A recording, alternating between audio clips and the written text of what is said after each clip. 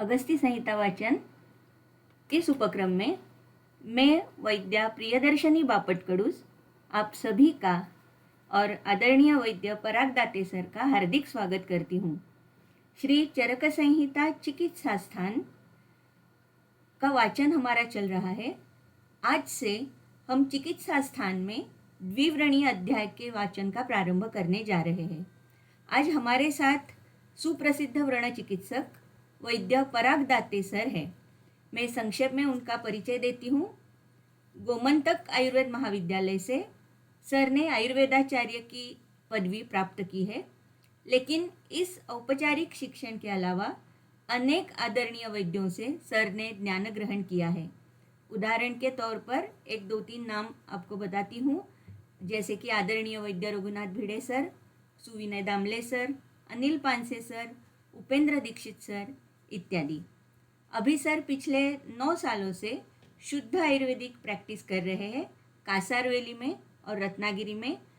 गुरु ऋण के लिए सर ने उनके चिकित्सालय का नाम रघुनाथ चिकित्सालय ऐसे रखा है, और दूसरा जो चिकित्सालय है रत्नागिरी में उसका नाम वाग्भट चिकित्सालय है। सर अभी MES आयुर्वेद महाविद्यालय में व्रण चिकित्सक के स्वरूप में कार्यरत हैं। सर का द्विव्रणीय अध्याय का सर का जो अभ्यास है वो अभी हम देखने जा रहे हैं। ऑलरेडी सर सुप्रसिद्ध है व्रण चिकित्सक के स्वरूप में, तो मैं सर से अनुरोध करती हूँ अध्याय वाचन का प्रारंभ करें।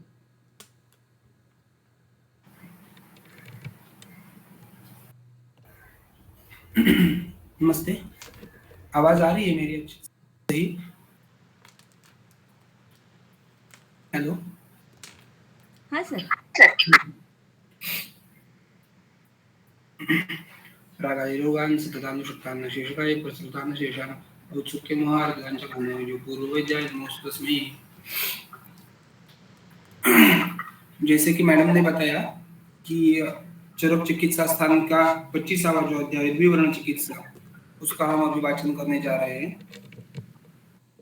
मैं पिछले 9 सालों से 10 सालों से मेरा इंटरेस्ट ज़्यादा होने से आयुर्वेदिक प्रैक्टिस में जो व्रण चिकित्सा की जाती है उसमें मेरा इंटरेस्ट ज़्यादा होने से उस तरीके के पेशेंट बहुत ज़्यादा देखता हूँ।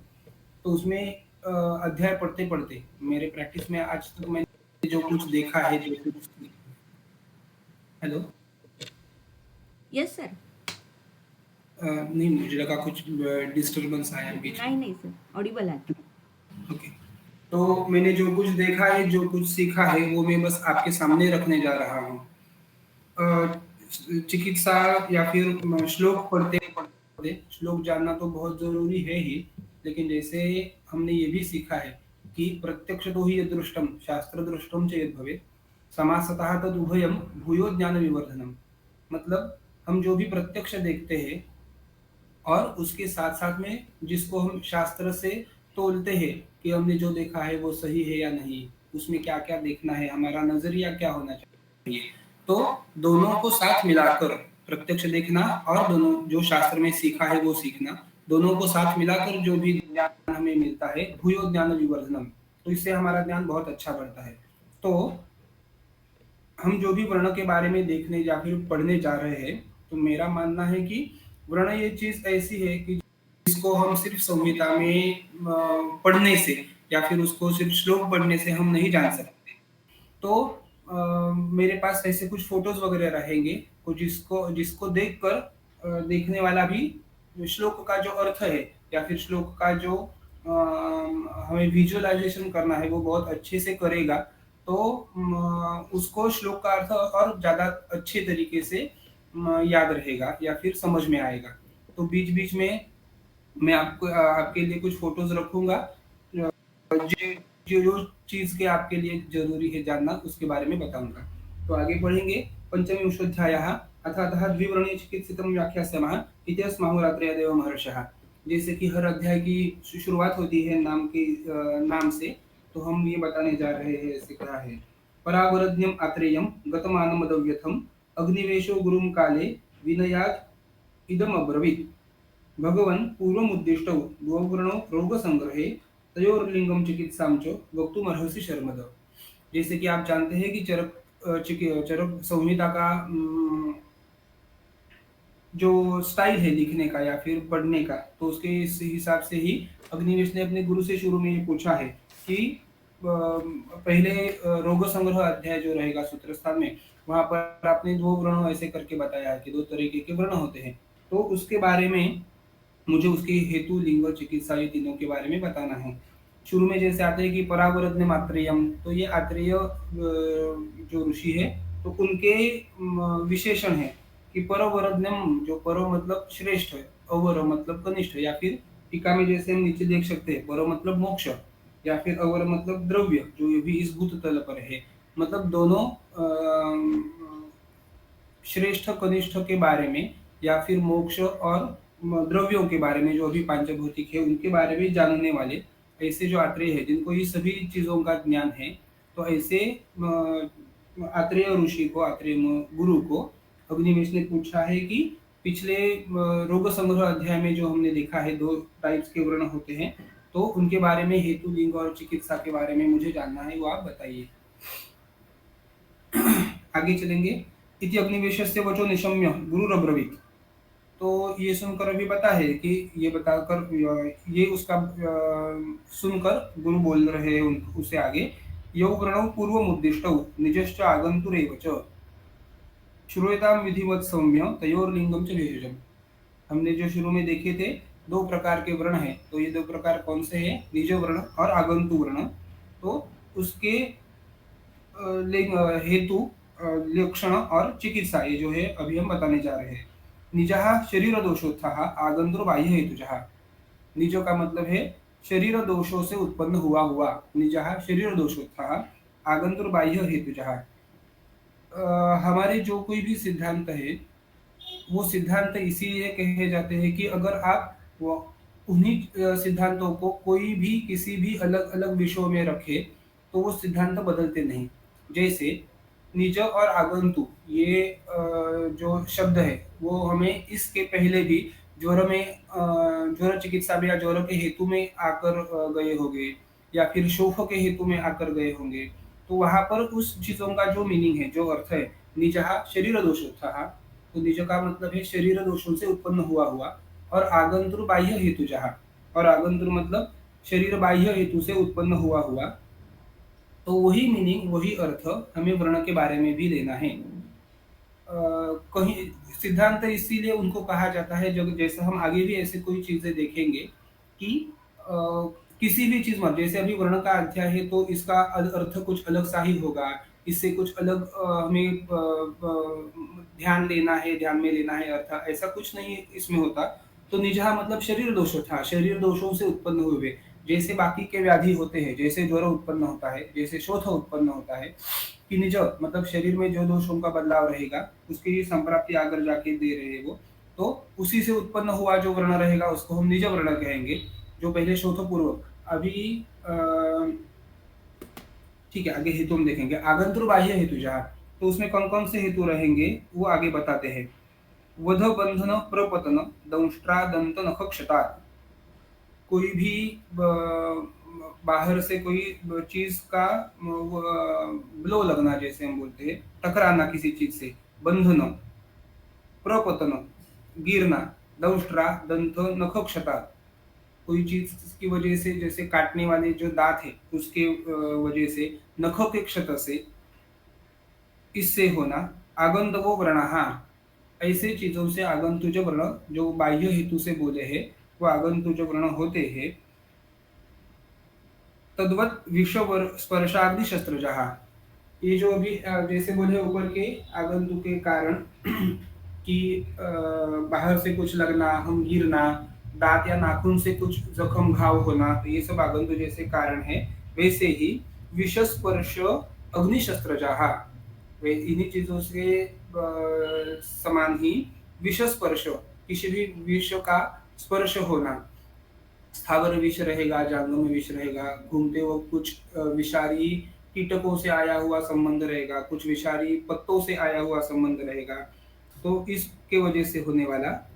अग्निस्पर्श शस्त्र जहा, अग्नि से लगने वाला, अग्नि का घाव जो रहेगा, जिसको हम बर्न बोलते हैं या फिर दग्ध बोलते हैं वो।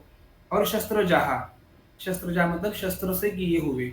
अभी शुरू के काल में जहाँ पर युद्ध या फिर ऐसे होने वाली चीज़ें बहुत ज़्यादा थी, तब शस्त्र से होने वाले घाव बहुत ही ज़्यादा कॉमन थे।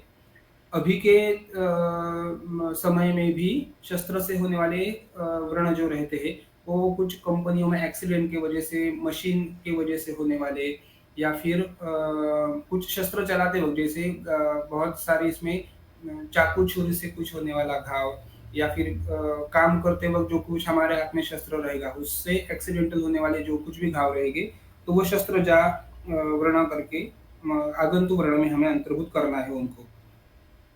इसमें 2 चीज़ें ये बेसिकली आगे आएँगी हमें कि निज वर्ण और आगंतुक वर्ण में क्या भेद रहेगा। इस ये 2 ही चीज़ें क्यों बताई है? वर्ण जो बताया है वो 2 चीज़ों का बताया है, निज और आगंतुक। उनकी चिकित्सा में कुछ भेद है क्या? या फिर उनका ये हेतु जो रहेगा निज वर्ण का और आगंतुक वर्ण का, सिर्फ़ हेतु के लिए ये भेद किए हैं। तो मंत्रागत प्रदेपाद्यैर् भेषजैर् हेतुभिश्चते लिंगैकदेशर निर्दिष्टा विपरीता निजर्व्रणैः। मंत्र अगत प्रलेप और आदि जो भेषज रहेंगे हर एक व्रण के लिए, हर एक उसके चिकित्सा के लिए करने वाली, तो ये दोनों में कॉमन रहेंगे। भले ही वो निज या आगंतु हो, लेकिन दोनों की चिकित्सा हम व्रण या फिर जो कुछ रहेगा तो उसी को हिसाब में रख के सिर्फ व्रण की चिकित्सा करनी है। इसीलिए चिकित्सा में बहुत बार ना केवल व्रण की चिकित्सा में लेकिन बाकी व्याधियों की चिकित्सा में भी हमें चिकित्सा करते वक़्त 2-3 चीज़ों का ध्यान ऐसे रखना पड़ता है कि हम उपक्रम क्या ले रहे हैं। उसका हम पहले तो निदान करेंगे, जो भी व्याधि रहेगा, तो उसका हम पहले निदान करेंगे। उसके बाद वो निदान के लिए मतलब निदान विपर्य जिसको हम बोलते हैं, तो वो निदान किस गुणों से बना है, किस गुणों के वजह से वो हेतु बना है, तो उसकी हेतु विपरीत चिकित्सा उसके गुण विपरीत द्रव्यों से हम करेंगे। वो द्रव्य यूज़ करने के लिए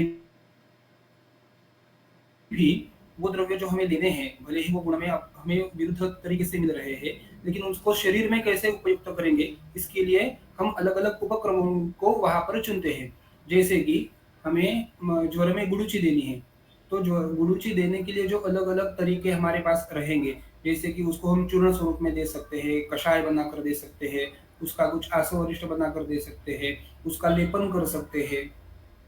उसको गले में पहनने के लिए दे सकते हैं या फिर अलग-अलग और कोई चीज़ें। तो द्रव्य देने शरीर में देने के लिए जो कुछ उपक्रम रहेगा, तो उपक्रम का सिलेक्शन या फिर उल उपक्रम हम पहले तय करते हैं कि इसको किस मोड से या फिर किस चीज़ से हम देंगे और उसी उपक्रम में उस एक द्रव्य के साथ अलग-अलग बाकी के द्रव्य भी हम अ, अंतर्भूत कर सकते हैं। तो अ, निजो और आगंतुक ये दोनों वर्ण के लिए हो सकता है कि वो उपक्रम दोनों के लिए एक ही रहेगा, लेकिन उसके लिए वो उपक्रम के लिए जो हम द्रव्य इस्तेमाल करेंगे, उसकी मात्रा रहेगी, वो अलग-अलग हो सकती है। निज वर्ण जो रहेंगे, उसको हम जैसे ऊपर देखा है कि निजः शरीर दोषोत्थः, शरीर के दोषों से उत्पन्न हुआ जो वर्ण है, वो निज वर्ण है। तो जैसे शोथकी निज शोथकी या फिर निज ज्वर की जैसे संप्राप्ति चलती है कि हम हेतु का सेवन करते हैं, उस हेतु के सेवन की वजह से हमारे शरीर में अलग-अलग स्रोतों में कहेंगे हम कि वो हेतु का रिफ्लेक्शन आएगा। अगर हमने रुक्ष हेतु का ज़्यादा सेवन किया है, तो शरीर में रुक्ष धीरे-धीरे बढ़ता जाएगा। उस रुक्ष के वजह से पूरे शरीर में रुक्ष गुण से वात का प्रकोप रहेगा। वात का प्रकोप हुआ होगा या फिर होता रहेगा और वही वात प्रकोप आगे जाकर जहाँ पर उसको स्थान संश्रय मिलेगा, अगर वो हाथ में मिलेगा तो हाथ में, पाँव में मिलेगा तो पाँव में। जैसे अभी हम प्रमेह में पढ़ते हैं कि प्रमेह के जो दोष है वो प्रायः पार्थिव और आप्य इस महाभूत के प्रभाव में ज़्यादा रहते हैं और अधोगामी च भूयिष्ठम भूमितो यो गुणाधिकम, ये तो हम सब जानते हैं कि पार्थिव और आपके जो आप महाभूत है वो अधोगामी मतलब नीचे जाने वाले रहे, तो शरीर में भी उनका जो कुछ ज़्यादा कार्य है वो अधोगामी ज़्यादा दिखाई देता है तो पाँव में। तो इसीलिए प्रमेह में ज़्यादातर जो कोई शोथ आना, व्रण होना, ये चीज़ें पाँव से ज़्यादा शुरू होती है। तो ऐसे ही जैसे हम निज हेतु का सेवन करते हैं, उससे पूरे शरीर में कुछ दोष का प्रकोप रहेगा और जहाँ पर उसको स्थान संश्रय मिलेगा, जैसे प्रमेह में मिलता है पाँव में, वहाँ पर वो अपने लक्षणों को व्यक्त करेगा। तो वहाँ पर अगर कुछ छोटा-सा भी एक शोथ आता है, तो उसी शोथ का आगे जाकर वर्णशोथ बनेगा और वो वर्णशोथ से को भिन्न होते ही उसका वर्ण बनेगा। तो निज वर्ण में शुरू में जो कुछ दोष रहेगा, जो कुछ दोष से वर्ण उत्पन्न हो रहा है, उसका प्रकोप पूरे शरीर में होगा और बाद में वो वर्ण के रूप में व्यक्त होगा। और आगंतु में पहले क्या होता है, जैसे कि हमने आगंतु के बहुत सारे कारण देखे हैं, वध, बंधन, प्रपतन। तो बाहर से कुछ लगना, जोर से लगना, हम किसी चीज से टकराना या फिर नाखून से या फिर दंत से ऐसे लगना, ये जो चीजें है वो पहले वर्ण को व्यक्त करती है हमारे शरीर में। वहां पर जरूरी नहीं है कि आपके शरीर में उसी दोष का प्रकोप पहले से ही हुआ हो। तो हो तो ऐसे भी सकता है कि शरीर में पहले से ही कोई अलग, जैसे वात दोष का प्रकोप हुआ है, लेकिन बाहर से लगने वाला जो आघात है, आगंतुक व्रण का जो हेतु है, जैसे अग्नि स्पर्श बोला है, बाहर से अग्नि का स्पर्श हुआ, जलन हुई वहां पर, या फिर घाव हुआ उस अग्नि के स्पर्श की वजह से, तो वो तो पित्तज वर्ण रहेगा, लेकिन शरीर में जो वात प्रकोप हुआ है वो उसको मदद करेगा। तो चिकित्सा करते वक्त, उपक्रम देते वक्त हमें ये दोनों चीजें ध्यान में रखनी है कि दोष कौन सा है और उसके अकॉर्डिंगली हमें कौन सा उपक्रम लेना है, और उस उपक्रम के अंतर्भूत हमें कौन कौन से द्रव्यों का वहां पर यूज करना है। ये चीजें हमें दोनों केस में, भले वो निज वर्ण हो या फिर आगंतुक वर्ण, दोनों में भी ध्यान रखना है। वही बात आगे बताएंगे। वर्णानाम निज हेतु नाम आगंतु नाम असाम्यताम कुर्यात् दोष बलापेक्षी निजानाम औषधम यथा। भले ही हमने दो प्रकार के वर्ण बताए, निज और आगंतुक, लेकिन निज हेतु जो रहेंगे, निज हेतु से उत्पन्न हुए वर्ण और आगंतु नाम असाम्यताम, आगंतु वर्ण जो है उसमें चिकित्सा उपक्रम शुरू में थोड़े से अलग रहेंगे। जैसे कुछ घाव बना है, कुछ चीज से हमारा हाथ कट गया है, तो उसमें शुरू में उपक्रम रहेगा उस रक्त को, जो घाव की वजह से बह रहा है, उस रक्त को रोकना और बाद में उस वर्ण की चिकित्सा करना। तो आगंतु वर्ण की शुरू की चिकित्सा सिर्फ अलग रहेगी, हेतु के हिसाब से अलग अलग रहेगी, लेकिन आगंतु नाम असाम्यता, लेकिन ऐसे चीजें करने के बाद भी अगर वो आगंतु वर्ण असाम्यता, उसका शमन नहीं हो रहा है, वो ठीक नहीं हो रहा है, तो कुर्यात् दोष बलापेक्षी। तो दोनों में, व्रणानाम निज हेतु नाम में भी, मतलब निज वर्ण शरीर में जो है उनको भी, और आगंतु वर्ण जो शुरू के चिकित्सा से ठीक नहीं हो रहा, उस दोनों में भी कुर्यात् दोष बलापेक्षी, दोनों में भी उस वर्ण का दोष और बल ये जानकर चिकित्सा करनी है हमें। दोनों में भी दोषों की दृष्टि से एक ही रहेगी, तो दोनों में भी चिकित्सा करते वक्त हमें निज वर्ण में भी और आगंतु वर्ण में जो पहले चिकित्सा से ठीक नहीं हो रहे हैं, दोष बलापेक्षी, शरीर का दोष जो भी रहेगा वर्ण में, और बल, ये दोनों जानकर उसकी चिकित्सा करनी है। ये अलग एक सिद्धांत हमने जो फिर से देखा है कि ना सिर्फ वर्ण, लेकिन कोई भी हमारे लिए संहिता में आया हुआ जो कोई भी व्याधि हो, उसकी चिकित्सा यही रहती है कि अगर हम उसको जान नहीं पा रहे, जैसे हमें बहुत बार ऐसे कुछ प्रश्न आते हैं कि बहुत सारे व्याधियों का वर्णन हमारे संहिता में या फिर ग्रंथ में किया हुआ नहीं है, तो उनको हम कैसे जाने, उनको हम कैसे समझे। तो उसकी चिकित्सा भी इसी के तरह से की जा सकती है कि कोई भी व्याधि अगर हो, फिर भी वो दोषों के, शरीर के दोषों को छोड़कर नहीं बनेगा। यथा पक्षी परिपतम छाया मत्यति महात्मयान, ऐसे जो हमारे सूत्र हमने वाग्भट में पढ़े होंगे कि विकार जातम त्रीन दोषान तेनान वर्तेति वर्णते। तो कोई भी विकार शरीर में हो, अगर हम उसको देख रहे हैं, जान रहे हैं, तो वो शरीर के दोषों को छोड़कर नहीं है, इसीलिए उसको नाम देना इतना जरूरी नहीं रहेगा, लेकिन उसके दोष जानकर हम उसकी चिकित्सा जैसे कर सकते हैं। तो निज वर्ण हो या फिर आगंतु वर्ण हो, दोनों में हम निज वर्ण के जैसी ही चिकित्सा कर सकते हैं। उसके लिए जानना जरूरी है कि उसमें दोष कौन सा है। यथा स्वैर हेतुभिर्दुष्टा वातपित्त कफा नृणाम बहिर्मार्गम समाश्रित्य जनयन्ति निजान वर्णान। अभी आगंतु के बारे में, हेतु के बारे में तो उन्होंने बताया कि बाहरी कोई आघात से या फिर ऐसे जो कोई शस्त्र से, अग्नि स्पर्श से, विष स्पर्श से जो व्रण थे वो आगंत हुए। तो निज व्रण की एक छोटी सी संप्राप्ति बताई है यहाँ पर। यथास्वर हेतु भी दुष्टा, यथास्वर हेतु भी दुष्टा मतलब जो हमें शुरू से देखे है कि वात का प्रकोप किस चीजों से होता है, पित्त का प्रकोप किस चीजों से होता है। तो यथास्व स्व अपने अपने हेतु से दुष्ट हुआ हुआ, मतलब इस वात प्रकोप निज वर्ण के लिए जरूरी नहीं है कि आपके लिए कुछ एक ही प्रकार का वात प्रकोप होना चाहिए या फिर पित्त प्रकोप होना चाहिए। कोई भी यथास्वर हेतु भी दुष्टा, उसके कोई भी कारण से पहले से ही हुआ हुआ वात प्रकोप जो रहेगा, वात पित्त कफानुणाम, अपने हेतु से प्रकोपित हुआ हुआ वात पित्त और कफ जो कोई रहेंगे, बहिर्मार्गम समाश्रित्य, वो बहिर्मार्ग से समाश्रित्य मतलब अपने शरीर में ये कर कर बहिर्मार्ग जो रहेगा, यही संप्राप्ति हम शोथ में देखते हैं, यही संप्राप्ति हम उदर जैसे व्याधि में देखते हैं कि जो कुछ दुष्ट दोष रहेगा वो बहिर्मार्ग में शाखा का दयास्तुक्च बाह्य रोगाय नमित, ये जो हम जानते हैं, तो उसमें समाश्रित्य जनयंती निजान व्रणान, वहां पर रहकर वो निज व्रण का निर्माण करता है। ये हमने संप्राप्ति पहले ही देखी है कि दोष कैसे प्रकोपित होते हैं, वो बाह्य स्थान में बाह्य मार्ग में रहते हैं। व्रण के लिए जो हम षट क्रियाकाल जैसे देखते हैं कि संचय प्रकोप प्रसव स्थान संश्रय तक व्रणशोथ या फिर व्रणशोथ की अवस्था रहती है, और जो भेदावस्था होती है वहां पर वो शोथ पक्व होकर उसका भिन्न होकर वो उसका भेदन होकर के वैद्य या फिर निज रहेगा तो अपने आप भेदन होकर वो व्रण में व्रण के इसमें हम देख सकते हैं उसको। ऐसे निज व्रण की संप्राप्ति हमें दी जाती है।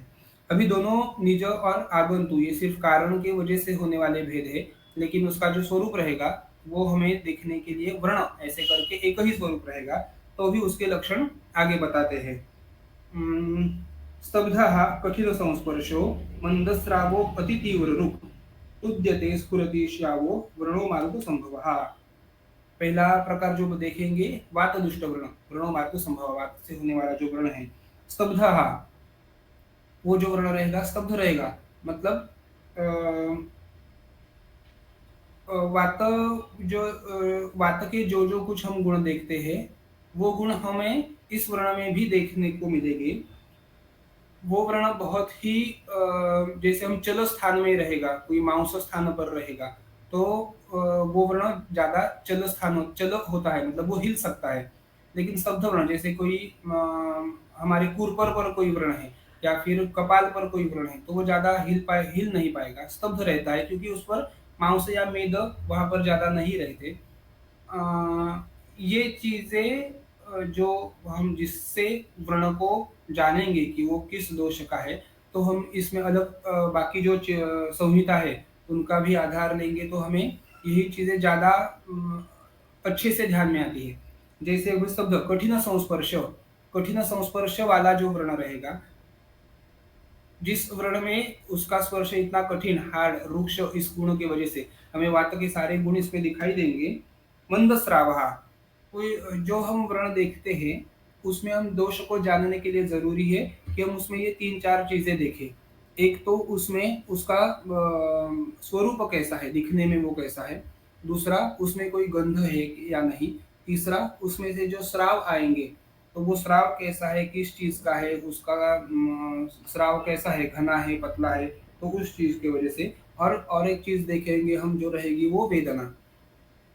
ये चीजें हमें सभी वर्णों में मिलने ही वाली है, जैसे वर्ण का स्वरूप है, गंध है, श्राव है और वेदना है, ये हमें सारे वर्णों में मिलेंगे ही मिलेंगे। लेकिन ये चीजें अगर वात की रहेगी तो वो कठिन स्पर्श, मंद श्राव, अति तीव्र रुख ऐसे रहेगा। यही अगर हम पित्त में जाकर देखेंगे तो वो मोह, दाह, गंध होने वाला और ज्यादा श्राव होने वाला, पाक होने वाला, वैसे ये पित्त का वर्ण रहेगा। और अगर यही चीजें हम कफ के बारे में देखेंगे तो पांडु वर्ण, अल्प क्लेद या फिर चिरकारी, मंद वेदना, ये चीजें हम कफ में देखेंगे। इसीलिए जरूरी है कि हम देखते वक्त यही 4 या 5 चीजों पर ज्यादा ध्यान रखें, जिससे हम वर्ण में जान सकेंगे कि वो किस दोष से दुष्ट हुआ है।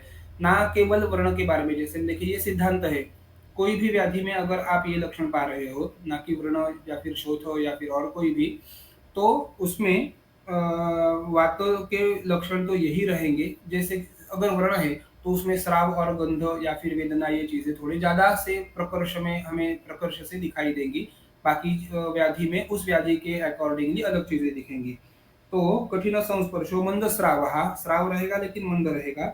अति तीव्र रुक, लेकिन रुझा उसमें बहुत ज्यादा होती है। तुद्यते स्फुरति श्यावो व्रणो मार्ग संभव, तोदन, तोदन जैसा वेदना उसमें होना, स्फुरण होना उसमें व्रण में, जैसे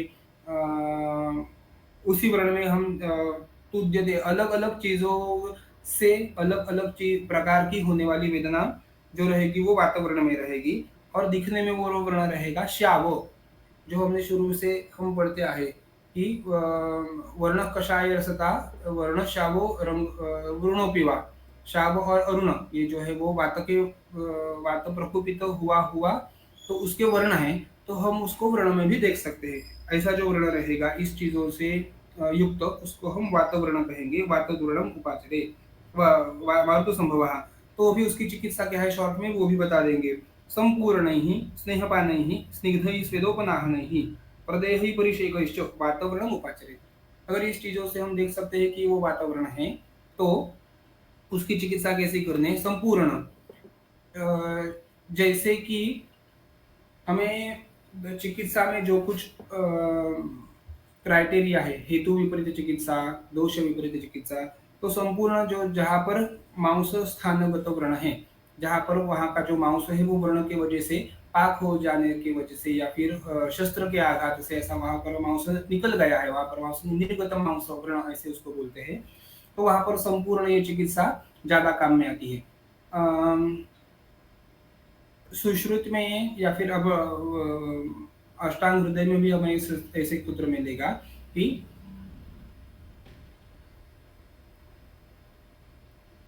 मांस स्थानम अरोहता, ऐसे जो व्रण है जिसके मांस स्थान है तो वहां पर अविह्यमान जब अर्थो व्रण रहेगा, तो उसका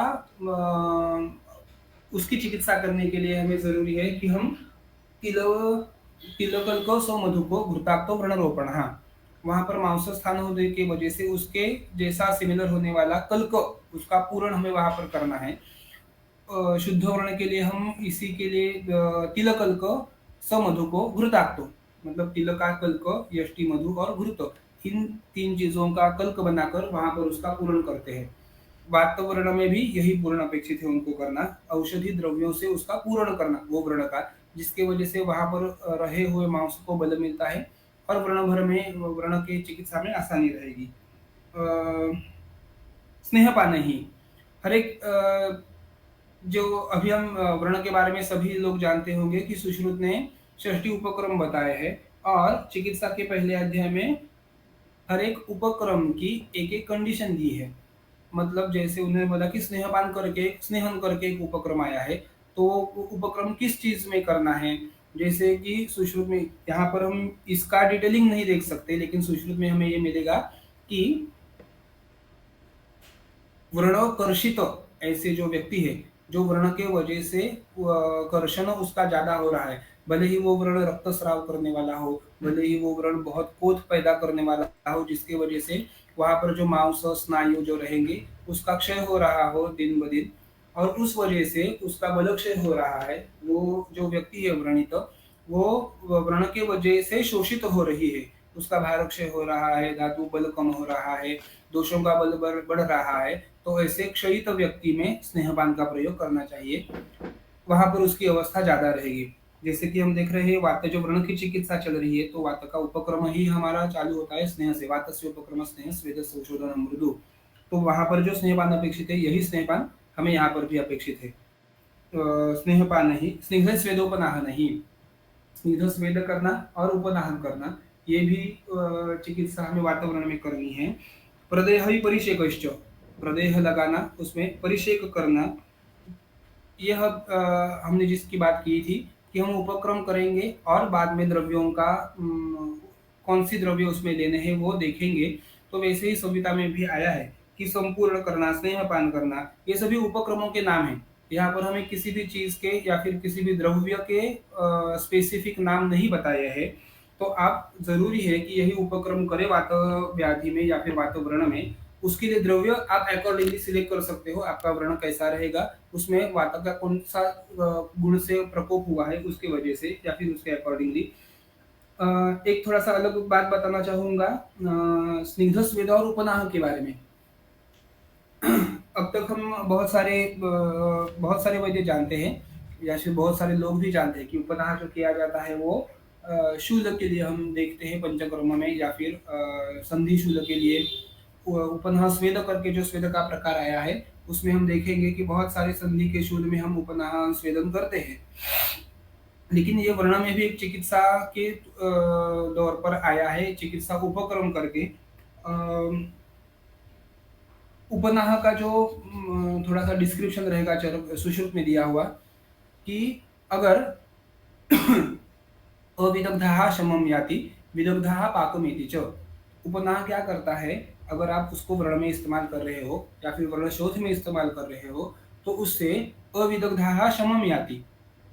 जो अविदग्ध है दोष, हमारी चिकित्सा ऐसी है कि हम दोषों का पाक करते हैं और धातुओं को पाक होने से बचाते हैं, जिससे शरीर की कम से कम हानि हो। तो अविदग्धः शमं याति उपनाह के उपनाह हम जैसे ही यूज करते हैं तो उससे अविदग्ध दोष उसका शमन हो जाता है या फिर अगर वो दोष ऑलरेडी पहले से ही विदग्ध अवस्था में हो तो विदग्धः पाकमिति च।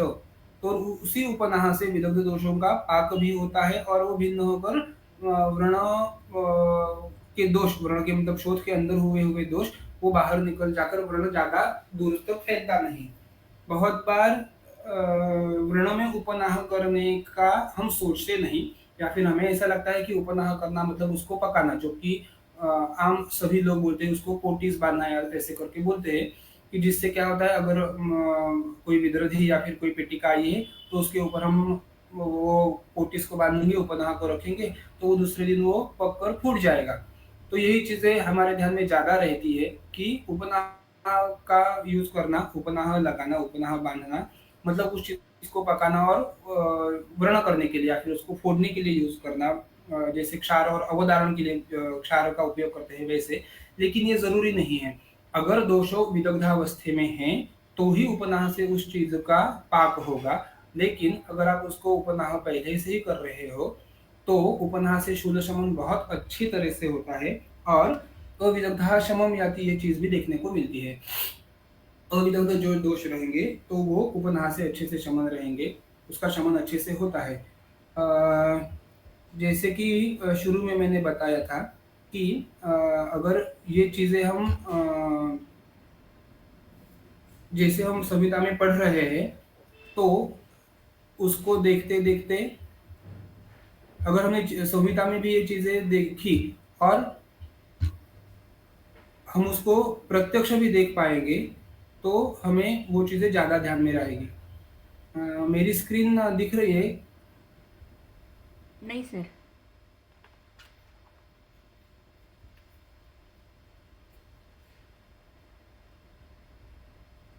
स्क्रीन प्रेजेंट नाउ करना है ना मैडम? हाँ प्रेजेंट में। अच्छा मेरे इसमें तो हो रही है, एंटायर स्क्रीन प्रेजेंट हो रही है। अभी देखिए। हाँ यस सर। दिख रही है? यस। ओके। तो अभी हमने जिस चीज के बारे में पढ़ा है वात दुष्ट व्रण, स्तब्ध कठिन संस्पर्शो मंद श्रावो अति तीव्र रूप, उसमें से जो चीजें हम जिसको फोटो में देख सकते हैं, मुझे लगता है आप इनको देखेंगे और पढ़ेंगे तो और ज्यादा अच्छे से ध्यान में आएगा आपको। तुद्यते स्फुरति श्रावो वर्णो मार्ग संभव। अभी इसमें जो वेदना विशेष दिए हुए हैं वातक वर्ण के वो तो हमें फोटो से समझ में नहीं आएंगे, लेकिन बाकी के जो भाव रहेंगे अगर आप पहला फोटो देखेंगे उसमें आप देख सकते हैं एक पाव में जो उसके व्रण हैं वो इतना रुक्ष है, इतना रुक्ष है कि उसी व्रण को जो बाजू में रुक्ष से ड्राई हुई हुई जो स्किन है हमें उसको अग्निकर्म करके निकालना पड़ा। वेदना तो उसके पाँव में पहले से थी ही और अगर हम आप उसको और अच्छे तरीके से देखेंगे तो हमें दिखाई देता है कि उसके पाँव में पहले से ही एक छोटा सा व्रण हुआ है, उसके ऊपर और दूसरा व्रण ये हुआ है। साध्यासाध्यता का विचार करते वक्त ये चीजें हमें आगे आएंगी। ये शाम च सूर्यवर्णी व्रणः, एक चीज मतलब एक वर्ण हुआ है, उसी पर अगर दूसरा वर्ण होता है तो वो असाध्य की तरफ और ज्यादा जाता है। एक सेकंड होल्ड कीजिए आप।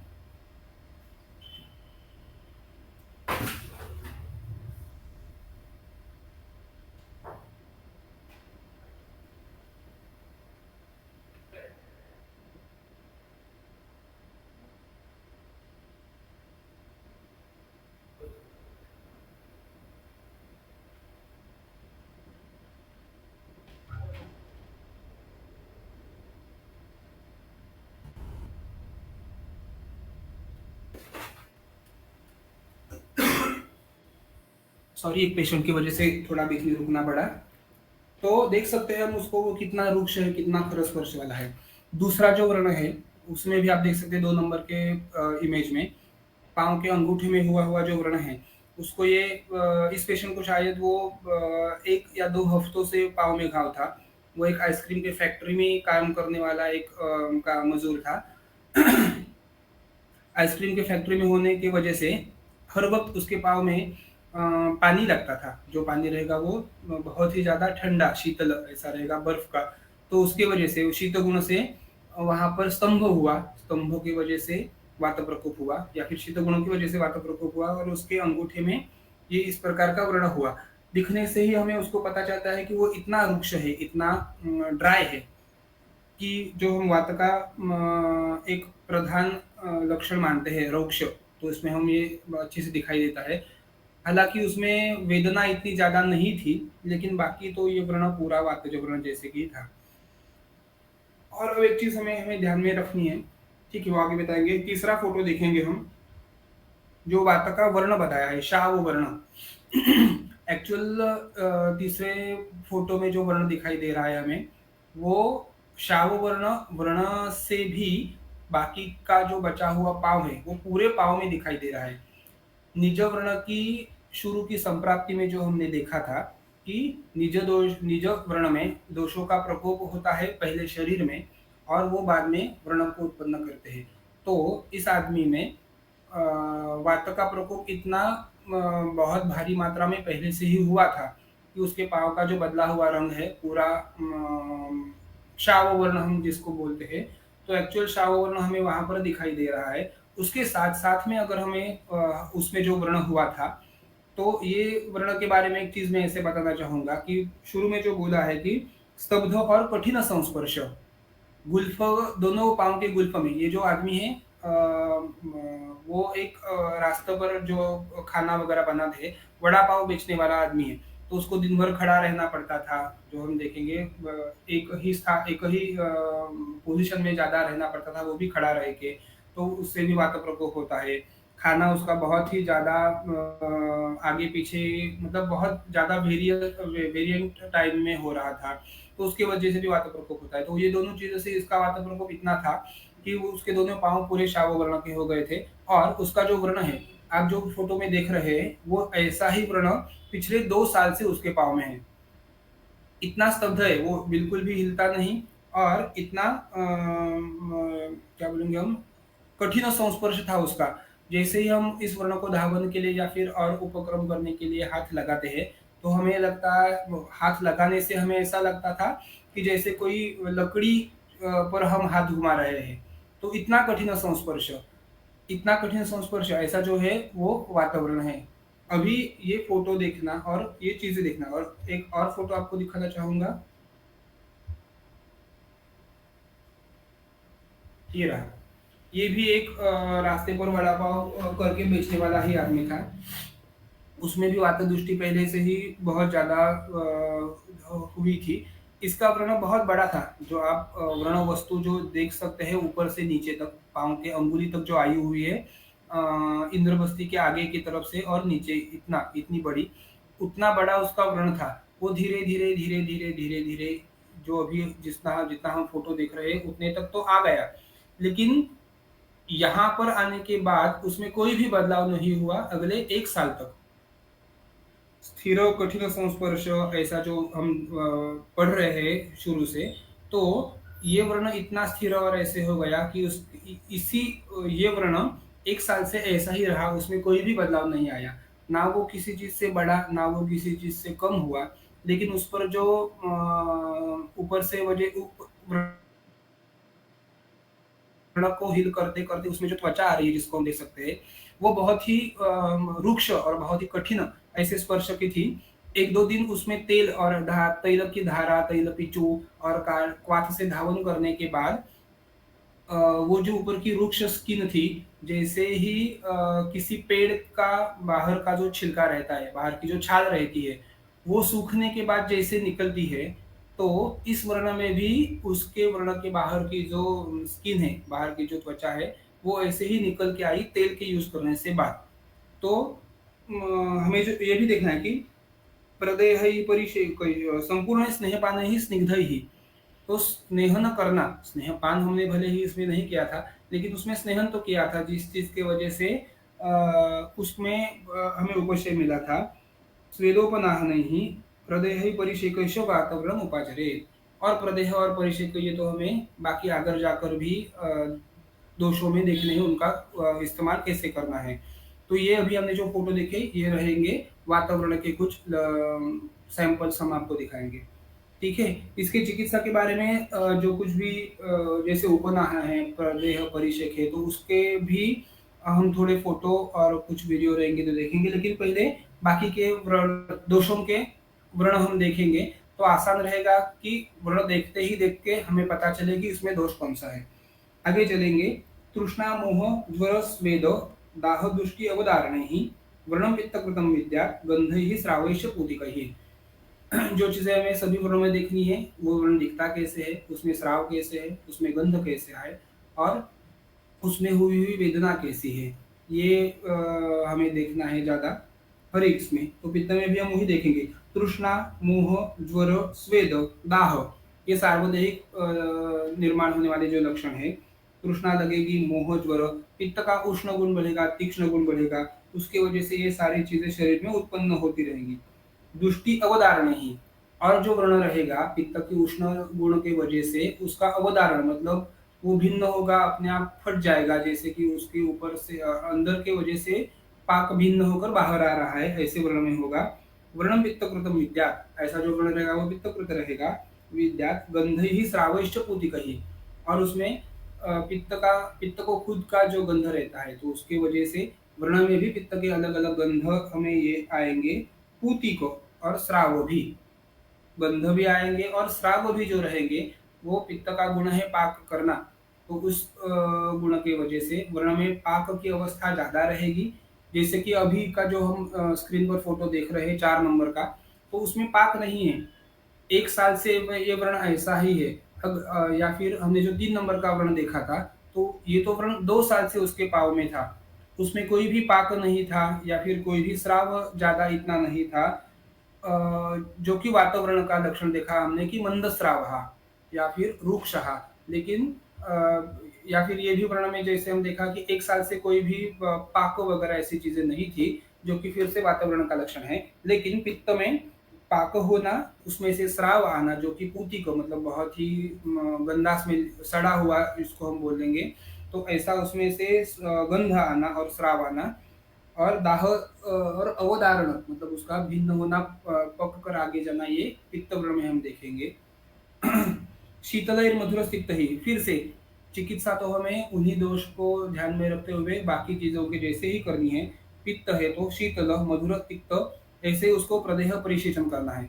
वात में आया था प्रदेह परिशेक में स्निग्ध और स्निग्ध चीजों का ज्यादा इस्तेमाल करना था। पित्त के लिए शीतल और मधुर तिक्त, इन चीजों का हमें ज्यादा इस्तेमाल करना है। सर्पिष पान विरेकश्च, सर्पी पान पित्त के लिए आया था। और विरेकश्च, जो कि पित्त की सबसे बढ़िया चिकित्सा है, विरेचन करना। इस चीज से हमें पैतिकम शमयित व्रणम, इस चीज से हमें पित्त जो व्रण है उसकी चिकित्सा करनी है।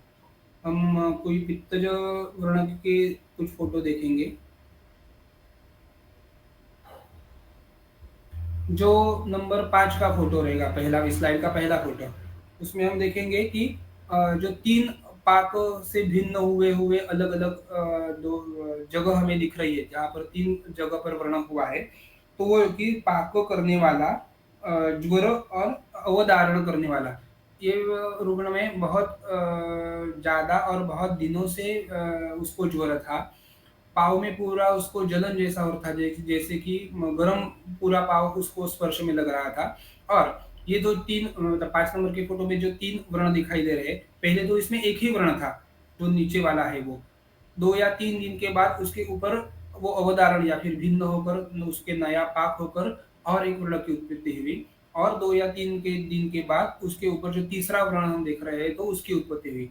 तो पाकी व्रण मतलब आगे-आगे वो उसका जैसे विसर्प आगे-आगे जाता है, उसको सर्पण या फिर गति है उसको, तो वैसे ही इस वर्ण में भी पाक होने की गति थी, जिस चीज़ की वजह से नए-नए वर्ण उसको पाक में हो रहे थे। उसके आगे का जो फ़ोटो रहेगा 6 नंबर का, एक्चुअली ये आगंतुक व्रण है। शुरू में उन्होंने जैसे बताया था कि निज व्रण हो या आगंतुक व्रण हो, दोनों की चिकित्सा हम बाद में जाकर निज व्रण के जैसे कर सकते हैं, अगर वो आगंतुक व्रण उसके पहले उपचारों से ठीक नहीं हो रहा हो। तो ये जो व्रण है, एक फीमेल थी, उसके पाँव का जो व्रण है, उसकी बाईपास सर्जरी हुई थी। वो बाईपास सर्जरी के लिए जो पाँव की वेन निकालते हैं, तो ये वो निकालने से उसके पाँव में घाव हुआ या फिर व्रण हुआ। 6 महीने उसका ड्रेसिंग चल रहा था, लेकिन फिर भी वो घाव ठीक नहीं हुआ। अभी हम ऊपर का जो सूत्र देखेंगे, आगंतुनाम अशाम्यताम। आगंतुक व्रण जो था, शस्त्रकृत था, मतलब ऑपरेशन करके बनाया हुआ था, लेकिन अशाम्यताम उसका शमन नहीं हुआ 6 महीनों पर भी। तो कुर्यात दोष बलापेक्षी निजानाम औषधम था, तो उसको भी निज वर्ण के जैसे ही हमें चिकित्सा करनी है, जो कि हमने छठे फोटो में की थी। तो उसका हम देख सकते हैं कि वर्ण जो रहेगा, जैसे वातावरण में शाव वर्ण आया था, वैसे ही पित्त में पित्त के जो वर्ण आए हैं, पांडु और शाव वर्ण छोड़कर बाकी सारे। तो लाल रंग तो पित्त का वैसे भी दिखाता है हमें।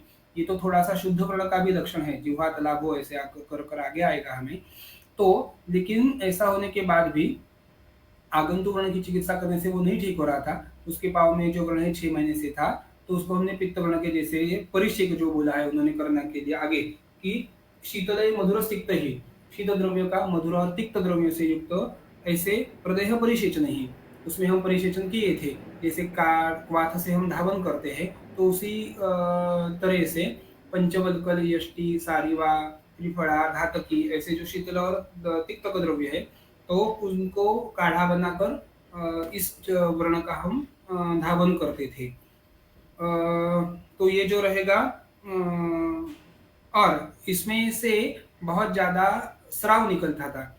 वो स्राव निकलने से जो भी हम व्रण के ऊपर कवलिका रखते हैं या फिर जिसको हम गॉस पैड बोलते हैं, तो वो स्राव के वजह से भीगने से दूसरे दिन तक वहीं पर रहने के बाद दूसरे दिन ड्रेसिंग करते वक्त वो उसमें चिपक जाता था, और वो निकालने में बहुत ज़्यादा तकलीफ होती थी। तो उसके लिए एक आगे जाकर और एक उपक्रम सुश्रुत संहिता में हम पढ़ेंगे पत्रदान करके, कि अ, वनस्पति का जो पत्ता रहेगा, तो वो पत्ता उस पर रखना है तेल लगाकर या फिर कलक लगाकर, और उसके ऊपर वर्णबंधन करना है। तो इसमें हमने जैसे ही वो शुरू किया, तो बाकी सभी चीज़ों से उसको राहत मिली ही मिली, लेकिन अगले 3 महीनों में ये व्रण अच्छे से ठीक हुआ था। 7 नंबर का फ़ोटो देखेंगे, अवधारण जिसको बोला है, 2 जगह पर हम उसको व्रण देख सकते हैं। एक तो गुल्फ के यहाँ से आगे, और दूसरा एक छोटा-सा व्रण हमें दिखाई देगा पिंडिका में, इंद्रबस्ती के थोड़े बाजू में। और पाक तो हमें उसको उसमें साक्षात दिखाई दे रहा है। पूरी जो ऊपर की स्किन है पाँव की, ऊपर की जो त्वचा है, उसका अवधारण हो रहा है, वो निकलती जा रही है। जैसे ही पानी में उबाला हुआ ये रहता है अपना आलू रहता है, तो एकदम वैसे का वैसे ही ये पाँव की जो स्किन है, वो आलू जैसे हम छीलते हैं, तो ऐसे ही छील उसके छिलके निकलते थे। मुझे लगता है शायद ये फ़ोटो मैंने पेशेंट के घर पे निकाला था। तो नीचे वो जो पेपर पड़ा है, वो पेपर पर आप देख सकते हो कि पाँव की स्किन ऊपर की कैसी निकल रही है। तो ये पाक होने वाला, अवधारण होने वाला, पाकी आगे-आगे चलते जाने वाला ऐसा जो है, वो पित्त व्रण है। और एक फ़ोटो देखेंगे, पाकी ऐसे ही एक वर्ण था, और अवधारण जिसमें हम देख सकते हैं पाँव में स्किन जो है वो उसके छिलके निकल रहे हैं, और शोथ हम दे सकते हैं उसका जो ये वर्ण देखते ही देखते हमें जो रंग के बारे में पता चलता है उसका, कि जैसे मैं वातावरण में देखा था कि उसका शाव वर्ण था, तो इसको देखते ही पता चलता है कि ये लाल रक्तवर्णी या फिर ऐसा जो है वो पित्त को हमें दिखा रहा है इस वर्ण में। तो ये वर्ण है निज वर्ण, लेकिन उसके बाद में चिकित्सा करने के लिए पित्त वर्ण के जो भी हमें लक्षण दिखाई देते हैं, तो उसी को ध्यान में रखते हुए हमें उसकी चिकित्सा आगे जाकर करनी है। कितना समय है मैडम? 8:30 तक सर। अच्छा। कफवर्ण के बारे में आगे पढ़ेंगे।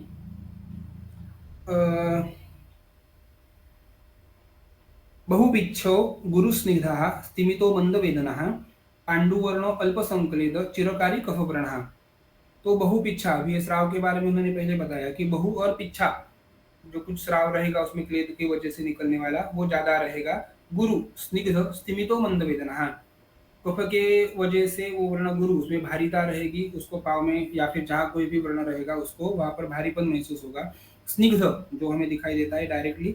स्तिमितः मंद वेदना, जो हम चीजें फिर से देख रहे हैं कि वात में था अति तीव्र रुक, और पित्त में था बाकी की वेदना जैसे तृष्णा मोह दाह ज्वर ये थी, और कफ में जो अगर आ रहे हैं वर्ण में तो उसमें स्तिमित और मंद वेदना है उसमें।